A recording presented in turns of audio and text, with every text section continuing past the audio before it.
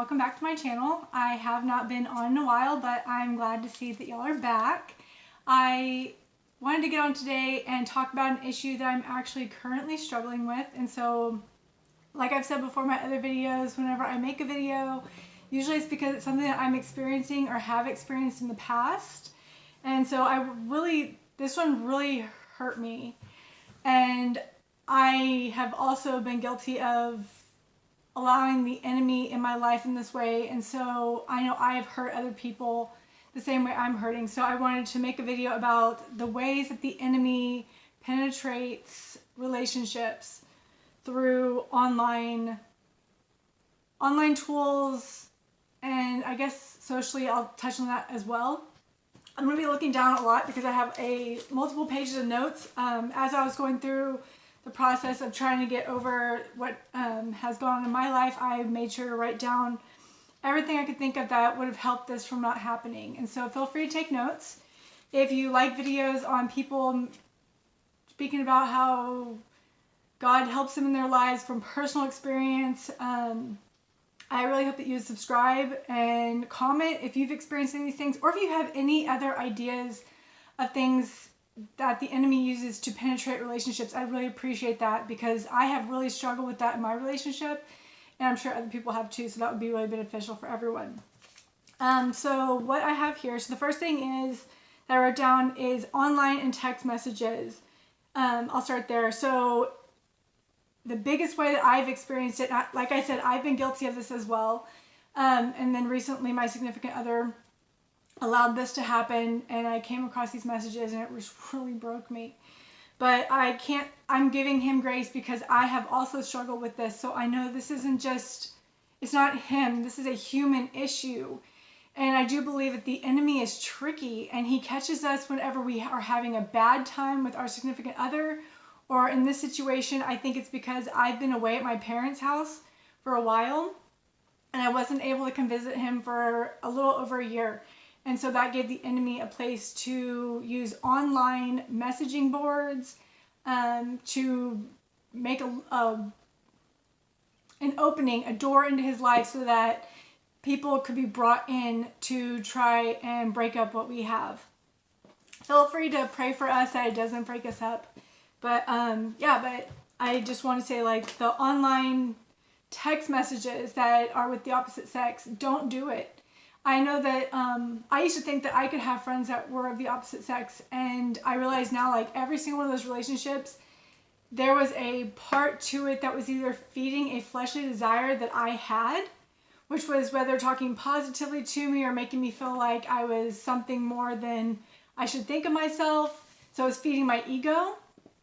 Or, like, don't get me wrong, like, I enjoyed hanging out with these people, but there was something feeding something in me that was something I should be getting from either my husband, or I need to be talking to God about it. Like, why is it that I feel that I need to have someone talking me up or desiring my attention? And if they aren't the person I'm in a relationship with, that's not okay. And that really does open up that door. Like, it might not be immediate. Like, sometimes it takes years. It just takes a weak moment in a person's relationship for that to open the door to the enemy. So that's going to the next one. Private time with the opposite sex. And I'm just going to read this straight off. Hopefully I wrote this well. There's absolutely no reason to hang out with someone of the opposite sex privately when you are in a relationship. This opens the door to the enemy for things to happen between you and for you to then have to go through a struggle of hiding it, which from my experience, God will bring it to light eventually, or you will hurt the other person that you're in a relationship with that you hopefully care about when you have to tell them what you have done, which can all be avoided by putting boundaries in place. Okay, and I'm just going to go ahead and keep going with that. Boundaries to keep your relationship safe from the enemy's ways. So yeah, there's no reason to be hanging out in private places alone. And it seems probably really silly to have chaperones, but it's just not. I really do feel like the enemy makes things that are wise seem foolish or childish even. Like, when I think of chaperone, I think of like kids at dances, right? Well, I think whenever you are in a private place, in a home that has couches, beds, even in cars. You really should not be hanging out privately with the opposite sex, because it just opens up that door for something to happen to make it so that it could be well, it's negative if you're in a relationship regardless, but like that opens you up to potentially someone taking advantage of you, or you having someone come on to you in a way that you didn't even want, but if someone else had been there, more than likely that won't happen. And so it's all keeping yourself safe, even if you're single. I don't recommend hanging out with the opposite sex by yourself, because nowadays, like, you just never know what will happen. And the world has really become overly sexualized, and thinking that lots of different sexual things are okay. That can be really alarming to someone who's really not into that stuff. Kind of went off on a side tangent there, but make sure you always have someone with you, preferably of your own sex, anytime that you're going into someone's home. Don't go into people's homes with the opposite sex, opening up the door for something to happen that you don't want to happen. Next I'm going to read off the paper again. It says, another way to help yourself online, this can be on anything. I think you can block people on all social platforms. I'm not on all social platforms, but this has worked for me. I used to have a really big problem with having contact with exes or friends who, as I said, would feed my ego. And so what I had to do in order, because the relationship I'm in now, I had the same problem in this relationship. So that's why I understand why it happened to him. I went through, when I moved back to my parents' house, because I knew that would be a struggle for me to be away from him, I blocked every single person that I had ever had that had flirted with me, I had dated, that ever seemed to pop up all the time when I was having a hard time.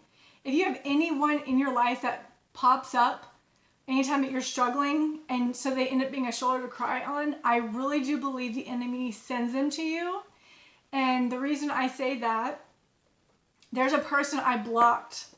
And as soon as I got everyone blocked, the enemy, I really do believe, used this person to go around the block to contact my sister and try to get my contact information. Because I don't really share my cell phone with a lot of people. If you can't find me online, very few people have my cell phone number. And so he was trying to get my contact number for my sister, but luckily she did not give it to him. And I really do believe that was the enemy trying to bring him back into my life to potentially stir up something so that I would go through a cycle again in relationships and not keep my relationship stable. So anyone that feeds your ego in a way that it shouldn't be, if you're in a relationship, make sure you go through and just block them completely so they can't even find you online. And that is the quickest way to shut that door. If they're in your phone, obviously you can tell them, like, I've had to be like, I'm gonna have to block you because you're a problem. Like, you're a problem in my, I'm sorry, I hit the camera. You're a problem in my life, I'm gonna have to block you. I know those are difficult conversations, but you have to choose the person that you are in a relationship with. Like the person I'm with, I really do believe that God told me that he was gonna be my husband. And we have really struggled to keep people out of our relationship ever since I had that message. And so you really have to put up iron doors around your relationship, and you have to make it plain in your mind, no one else is important enough to mess up this relationship if you really do desire to have a godly relationship. And so have those conversations, block them in your phone. I block people and then I delete them. So then that way they're still blocked whenever you delete them, but they're no longer where you can contact them or unblock it. So that's a good one. Let me see what else is on here. The people that I X for me. What did I put on there? Sorry, this was like something like I was really having a hard time writing all this stuff down. I put X for me were X's people I had met through dating apps when I was single. Block all of them on everything. Delete those apps. Get all of those apps off your phone completely. Take away your passwords so it's more annoying for you to get back on those. That was a really big problem. I was in a relationship for 7 years, and whenever I became single, we had been engaged to be married, and I called it off because I knew I was getting a divorce, and I will not get divorced. And so it was around the time when dating apps had become really popular, and so they weren't a thing really whenever I had met the person I was engaged to.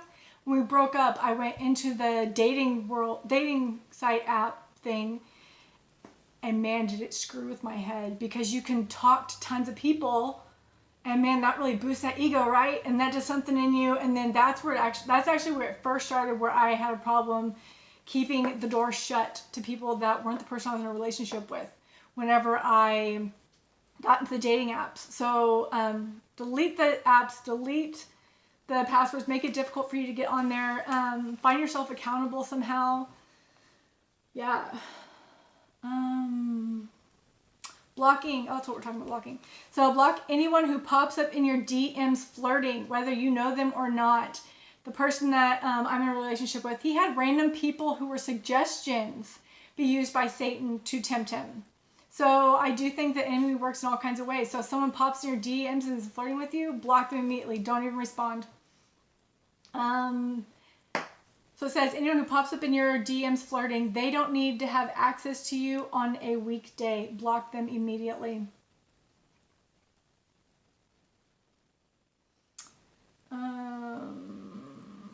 I'll go ahead and just read this, even though I kind of went over it. Don't hang out with the opposite sex. I used to think this was okay, but it was absolutely a doorway to get yourself into trouble. That is the first person who you will run to when you're in a hard place in your relationship, which is bound to happen at some point. Instead, it's bound to happen at one point. But instead, you should be running to someone who's a mature Christian that you look up to and that lives their life the way that you want them, the way that you want to get to. Those are the people you want to get relationship advice from. That's another thing. Don't get relationship advice from your friends. If your friends aren't, you should get from mature counsel. So I would recommend getting relationship advice, and advice, not venting. Don't go venting about your relationship. That's not positive at all. Go to God, journal it out. But go looking for solutions to mature married Christians that you see that their relationship is walking in the way that you want yours to be. And they're probably going to have some great advice for you. And that way you don't have to worry about going to your friends who maybe they're having a rocky relationship, or maybe they have a thing for your man, and getting bad advice, or maybe they don't really have the same beliefs that you do, and they give you bad advice, and that can completely change the way you see your relationship. You could go in there seeing your relationship as having problems, but by the end of having a conversation with the wrong person, you could look at your relationship like it's something you don't even want to mend with the Lord anymore, because a person can put a lot of stuff in your ear that isn't helpful. I did write down a couple of Bible verses, which you can look them up on your own. I didn't write down the actual verses. It's just the ones that came in as I was writing this out. And it was guard your heart verse, because it is important. I think emotions are something that we get tied into in relationships. That's something I'm currently working on. If anyone has any relationship, or any resources about emotions and how to deal with them biblically, that would be great. I really do think emotions, the way we handle things when they come up in our lives, are taught behavior. And I think I have a lot of taught behaviors that aren't positive. And so guard your heart. That verse, look it up. And watch your eye gates and ear gates. Be careful what you're going online and looking at and listening to. Because, man, I tell you what, in those hard times in relationships, the enemy gets tricky. It seems really small, and something seems really helpful when you're in a bad place. And it can just go really bad really fast. So just get those boundaries in place, y'all. If anyone has any information to help me out in this walk, I really do know that marriage is hard. We're not quite married yet, but I do believe that God has told me this person is my husband, and I'm going to do everything I can with God to make this work. And I hope that if anyone else is in a hard place with their person, they goofed up, that if you really do know they are a good person, give them grace and seek the Lord on it. Me and my person, we're going to start reading the Bible together, one chapter every evening together, because I have noticed my Bible time alone is not enough to heal the pain in my heart from the messages I came across and some other things. So I'm hoping that bringing God to the center and really seeking him together will help mend that other part of my hurt. Because I do think he's a good person, and I do think the enemy is just a tricky little bird. But yeah. Alright, I hope you guys enjoyed this video. If you did, please like, comment, honestly comment if there's anything you can do to help me or anyone else with stuff like this. And make sure you subscribe. And make sure you check the notification bell, because I am so sporadic on whenever I post. I only get on here when I really have something that I am passionate about. And I really wish the Lord would place stuff on my heart more often, because I really do enjoy making these videos. I go back and watch them, they help me, so I hope they're helping someone else. But yeah, usually something crazy has to happen in my life for me to push record. But I hope you guys have a great day. God bless, and I really hope that you guys have amazing, blessed relationships. All right, God bless y'all.